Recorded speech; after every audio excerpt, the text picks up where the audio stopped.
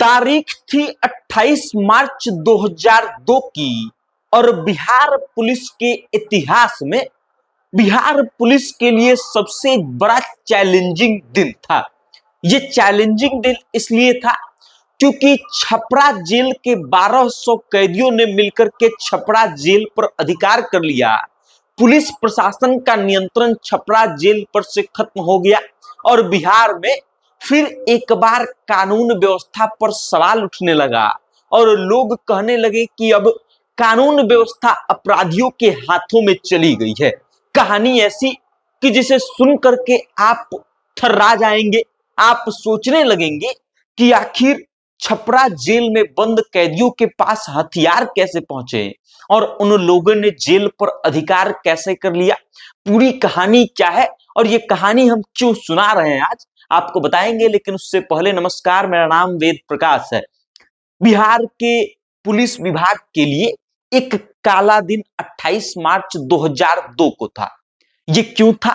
तो छपरा जेल में, छपरा मंडल कारा में लगभग 1200 कैदी बंद थे, जिन लोगों के ट्रांसफर का आदेश आया था कोर्ट की तरफ से, मतलब उनको छपरा जेल से किसी और जेल में शिफ्ट करना था।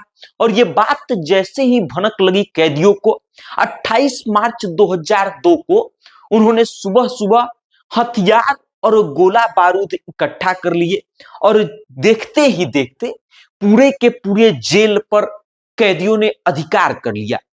कैदी जेल के सबसे ऊंचे स्थान पर पहुंच गए और वहां से पुलिस पर अंधाधुंध फायरिंग होने लगी। कुछ ही क्षणों में पुलिस के हाथ में से जेल का पूरा कंट्रोल उन कैदियों के हाथों में चला गया जो लोग ये सब कर रहे थे। और उसके बाद कहानी शुरू होती है उस पुलिस वाले की जो उस समय छपरा के एसपी हुआ करते थे, नाम कृष्णन कुंदन। और ये कहानी हम क्यों सुना रहे हैं?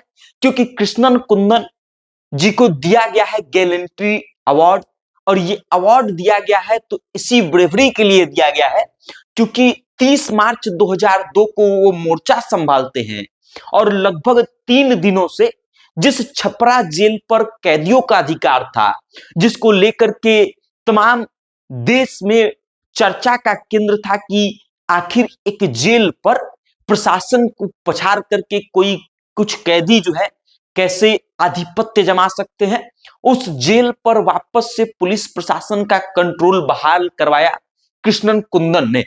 कहानी ऐसी कि कृष्णन कुंदन खुद ही मोर्चा संभालते हैं, कई राउंड गोलीबारी होती है, आंसू के गोले छोड़े जाते हैं, कैदी ऊंचे स्थान से फायरिंग कर रहे थे और डीआईजी कृष्णन कुंदन पुलिस की टीम को लेकर के सीधा जेल पर धावा बोल देते हैं। वो जेल जिस पर कैदियों का कब्जा था, जिस पर जेल के बाहर भी कैदी अपना आधिपत्य जमा रहे थे। और ऐसे में डीआईजी कृष्णन कुंदन जो है, जो अभी वर्तमान में डीआईजी है, उस समय एसपी सारण हुआ करते थे, वो सीधे जेल के अंदर घुसते हैं, आंसू गैस के गोले छोड़े जाते हैं, दोनों तरफ से भारी गोलीबारी होती है और अंततः 5 कैदियों की मृत्यु होती है। और फिर डीआईजी, वर्तमान डीआईजी कुंदन कृष्णन जो है, उस समय के सारण के तत्कालीन एसपी जेल पर आधिपत्य जमाते हैं और सरकार की नजर में हीरो बन जाते हैं, जनता की नजर में हीरो बन जाते हैं। वही कृष्णन कुंदन जो सारण के उस समय एसपी थे 2002 में, जिन्होंने 3 दिन का जो कैदियों का अधिकार था जेल पर, उसको छुड़ाया था और बड़ी मजबूती से लोहा लिया था। उसमें वो घायल भी हो गए थे, उनका हाथ भी फ्रैक्चर हो गया था। उनको अब गैलेंट्री अवार्ड से सम्मानित किया जा रहा है। पुलिस बलों के लिए ये एक बड़ा विशेष अवार्ड माना जाता है, जो बहुत बहादुरी का काम करते हैं उनको दिया जाता है। और यही अवार्ड जो है कुंदन कृष्णन को दिया जा रहा है। तो हमने सोचा कि क्यों ना कुंदन कृष्णन की वो कहानी आप लोगों को बताई जाए, जिसके कारण कुंदन कृष्णन चर्चा में थे।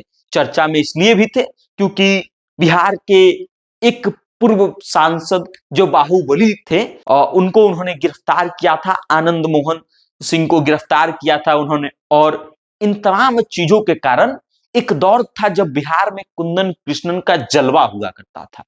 अब उसी कुंदन कृष्णन को सरकार गैलेंट्री अवार्ड दे रही है। आप इस कहानी को लेकर के क्या सोचते हैं, कुंदन कृष्णन के बारे में क्या सोचते हैं, अपनी राय कमेंट करके हम तक भेजिएगा और देखते रहिएगा। बहुत बहुत धन्यवाद।